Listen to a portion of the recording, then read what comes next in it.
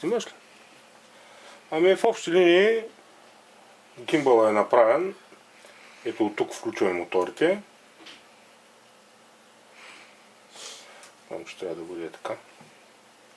Значи много е важно да спазиш посоката на разположение на отделните мотори и камерата да бъде тегловно балансирана. Тоест, когато не са включени моторите, балансът да бъде спазен така, че да не климпва на никъде. Ето, това вече работи. Гимбъла работи просто прекрасно.